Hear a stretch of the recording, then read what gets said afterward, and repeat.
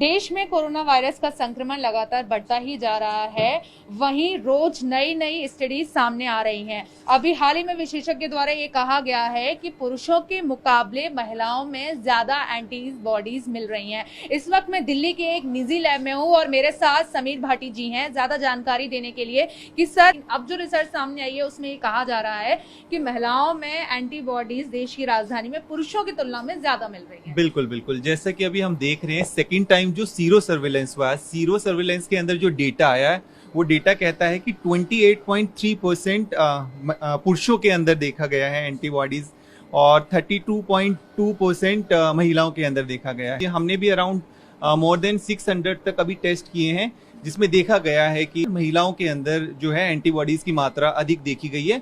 उसमें भी एक और डेटा को अगर हम बाइफिकेट करते हैं, जो यंग विमेन हैं उनके अंदर एंटीबॉडीज ज्यादा देखी गई है। तो सर ये क्या वजह आपको लग रही है, क्योंकि दिल्ली तो भागती दौड़ती दिल्ली है और कोरोना आ गया तो सब थम गए और सबको ये लगता था कि पुरुष की जो बॉडी होती है वो ज्यादा हेल्दी होती है, तो आपको क्या लगता है कि क्या मुख्य वजह होगी कि महिलाओं की बॉडी ज्यादा स्ट्रांग हो गई कोरोना के खिलाफ लड़ने के लिए?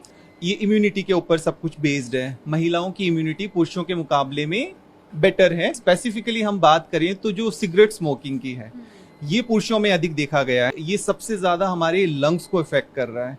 तो पुरुषों में जो स्मोकर्स हैं उनके लंग्स की हेल्थ ऑलरेडी डिटोरिएट होती है और वो फिर पॉजिटिव होने के बाद वो ज्यादा प्रॉब्लम में आते हैं। सर हमने एक देखा कि राजधानी में दिल्ली में अभी थोड़ा सा ग्राफ डाउन हुआ था लेकिन एक बार फिर से बढ़ गया। लोग अब कोरोना टेस्ट के साथ साथ में अपने स्वास्थ्य को ध्यान में रखते हुए एंटीबॉडीज टेस्ट कराने आ रहे हैं। आपकी लैब ICMR द्वारा प्रमाणित की गई है।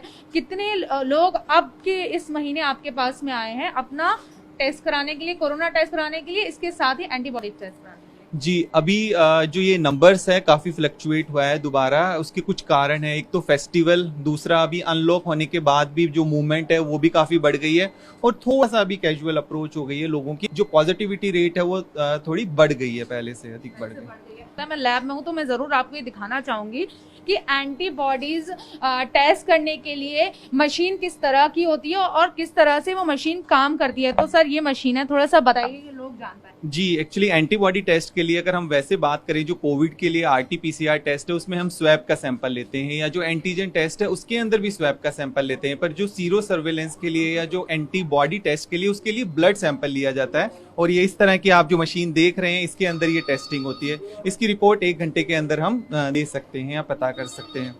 दूसरी बात, अभी जो हम बात कर रहे थे उसमें मैं कुछ एक बात और ऐड करना चाहूंगा कि महिलाओं के अंदर हार्मोनल जो डिफरेंस होता है, प्रोजेस्टेरोन हार्मोन उनके अंदर होता है जिसकी वजह से उनकी इनबिल्ट इम्यूनिटी पुरुषों से अधिक होती है। तो ये भी एक कारण है। सर लेकिन जो लोग ये एक सवाल है कि अब उनके अंदर जब एंटीबॉडीज मिली है, उनको पता चल चुका है कि उनको कोरोना होकर के गुजर चुका है, तो अब उनको क्या क्या प्रिकॉशंस लेने चाहिए? देखिए कि एंटीबॉडीज लगभग 3 महीने तक तो रहेंगी।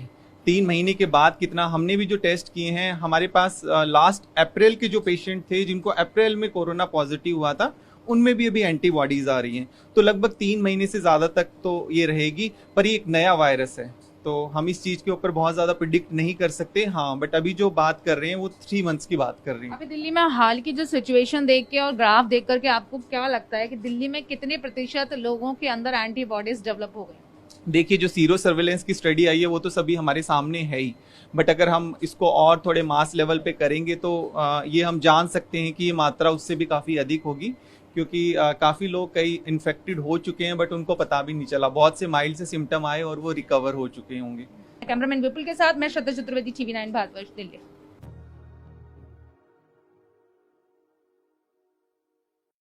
परवाह देश की, सोमवार से शुक्रवार रात 10 बजे TV9 भारतवर्ष पर।